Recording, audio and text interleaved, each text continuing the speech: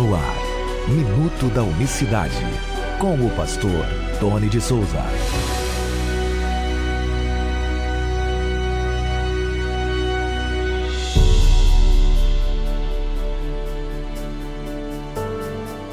Olá, queridos, graça e paz vos sejam multiplicadas da parte do nosso grande Deus e Salvador, Jesus Cristo. Que Deus abençoe a todos de maneira rica e poderosa, graça e paz. Excelente sexta-feira, 7 de agosto de 2020.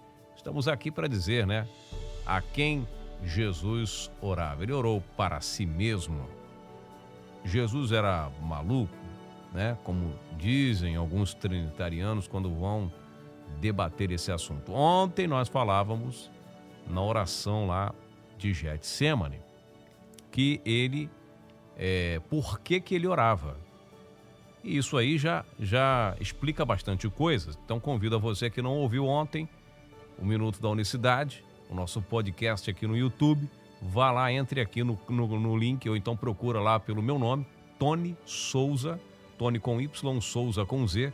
Você vai achar o meu canal, estou com uma foto ali no estúdio com o microfone.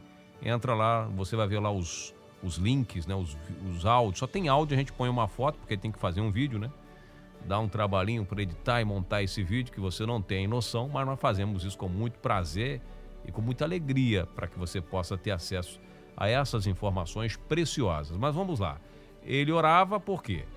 Salmos 32:6, por exemplo, nós citamos também ontem lá, todo santo orará a ti. Então é um dever de todo aquele que é santo orar. Jesus, o Senhor Jesus, era um homem de oração, foi sumo sacerdote, exerceu várias funções ali na cruz. Volto a dizer, ali na cruz não era só o filho, mas ali também era o pai que recebia a oferta, o Deus, era a própria oferta, era o próprio altar. A cruz tem um significado muito grande.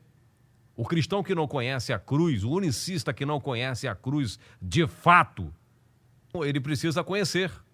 E eu faço esse convite. Estude a cruz. Todos os detalhes que você puder encontrar na cruz. Então, quando você fala de oferta, quando você fala de sacrifício, quando você fala de oferta, você fala de altar. Quando você fala de oferta, você fala da própria oferta, do sacrifício. Você fala também do sacerdote que faz ali, tem que pensar em todo o processo judaico, lá dos processos dos hebreus. Então, quando se fala de oferta, de sacrifício, de cordeiro, de sacerdote, então tudo isso, a cruz não ficou sem isso.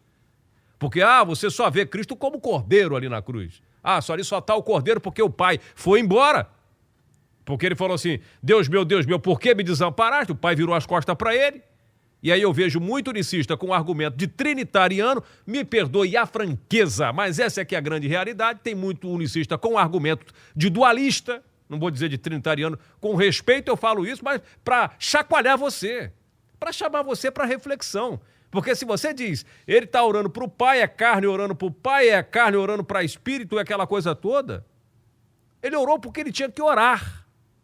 Ele era um homem perfeito, se fez homem perfeito.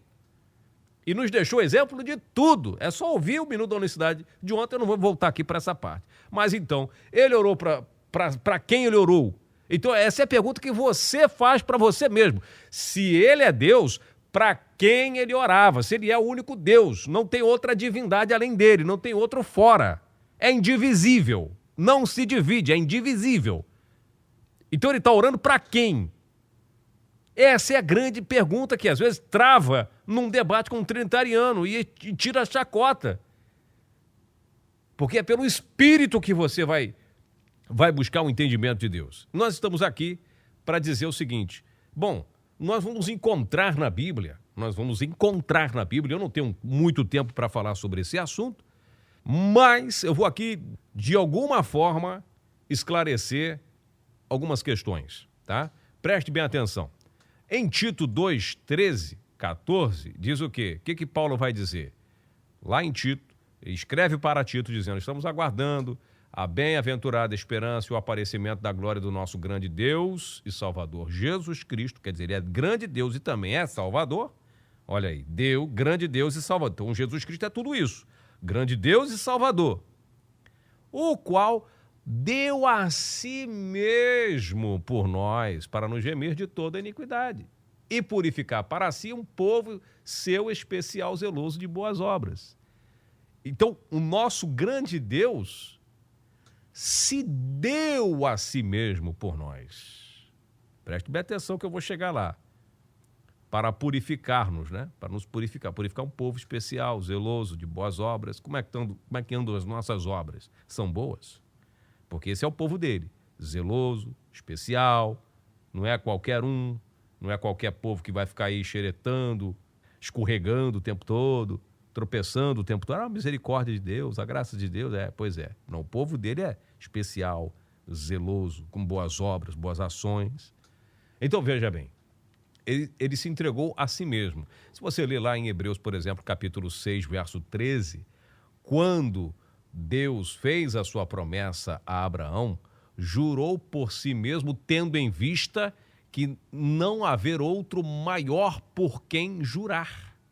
Vê lá, aos Hebreus 6, 13. Quando Deus fez promessa para Abraão, jurou por ele mesmo, por quê? Porque não tinha outro maior por quem jurar. Veja que a Bíblia deixa tudo claro lá. Não havia outro maior. Então você acha que tem outro maior do que o Senhor Jesus Cristo? Então você acha que ele orou por quê? Porque tinha outro maior, então, que Cristo para poder ele falar? Então você precisa entender isso de uma vez por todas. Entende? Então ele orava para quem? Tem outro maior que ele? Se você acha que tem outro maior que Jesus Cristo, então, meu amigo, então como vai a nossa questão da unicidade?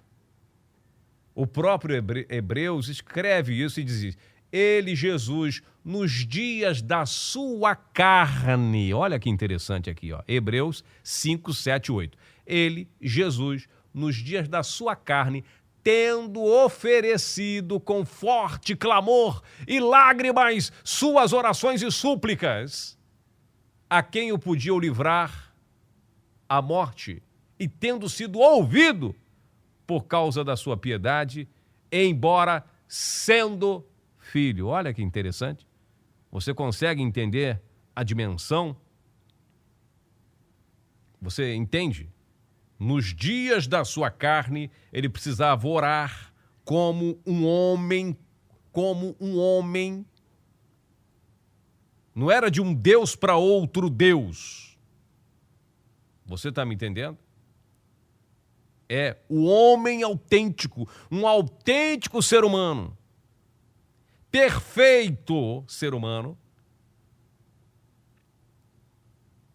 que nós explicamos ontem, a batalha entre carne e espírito não é veja bem, não é naturezas, é a guerra que a carne puxa, não estou falando de natureza, não estou falando da origem da carne dele, estou dizendo a condição humana. O ser humano,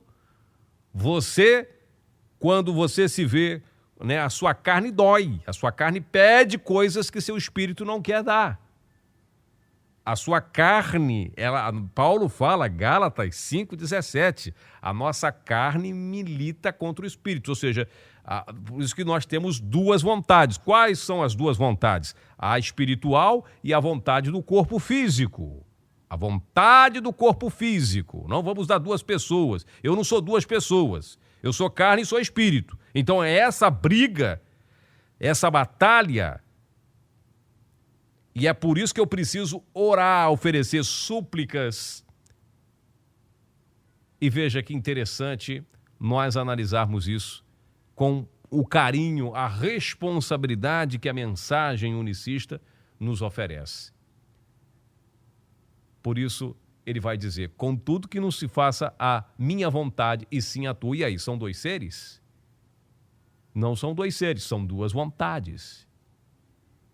Fica evidente, então, portanto, que a vontade da carne é uma e a vontade do espírito é outra. Mas você dizer que a carne é um ser e o espírito é outro ser, aí você tem problemas. Você vai ter problemas com a doutrina unicista. Então fica claro, fica evidente que ele está nessa batalha aí, ó. Não quero fazer a vontade da carne, sabe? Eu não quero fazer isso. Quero fazer a vontade do Espírito. E aquele que você alimentar mais é que vai vencer a batalha. Quem vai vencer, carne ou espírito? Tudo depende, aquele que você alimenta mais. Essa é que é a grande realidade. O Senhor Jesus é Deus, manifestado na carne. E a carne, meu prezado irmão, a condição que ele experimentou, a nossa condição, ele experimentou da nossa condição, ele clamava como qualquer um de nós, e é por isso que ele obteve sucesso. Então, ele orou ele orou a si próprio. Você está me entendendo? Não tem outro Deus fora dele, não tem. Não tendo outro ser maior que ele, para ele jurar, orou por si mesmo. E sendo assim, isso abre o nosso entendimento para que a partir daí você também possa entender que não tendo outro Deus maior do que ele para ele orar, ele orava para quem? Era a sua condição humana, achado como nós, na mesma condição, ele precisava orar, ele precisava falar. E deu-se a si mesmo, ofereceu a si mesmo. Ele não tinha outro, ele não pegou um filho e ofereceu no lugar dele. É claro que os papéis desempenhados por Deus, os ofícios desempenhados por Deus, aí sim você vai ver essa divisão. O ofício do Filho, ofício do Pai, ofício, né, do Espírito Santo e por aí vai. Tá certo? Bom, eu espero ter de alguma maneira esclarecido. É claro que isso é tema de palestra, gente. O que eu estou falando aqui no Minuto da Unicidade é tema para simpósio, para se debater, para se trocar ideia, para conversar, né, para trazer uma dissertação mais profunda. Mas nós estamos aqui para orientar de alguma maneira e contribuir de alguma forma com aqueles que realmente desejam refletir mais sobre o assunto. Eu vou ficando por aqui, que Deus abençoe a todos. Nós voltaremos com o Minuto da Unicidade na próxima segunda-feira. Um bom fim de semana, graça e paz. Minuto da Unicidade.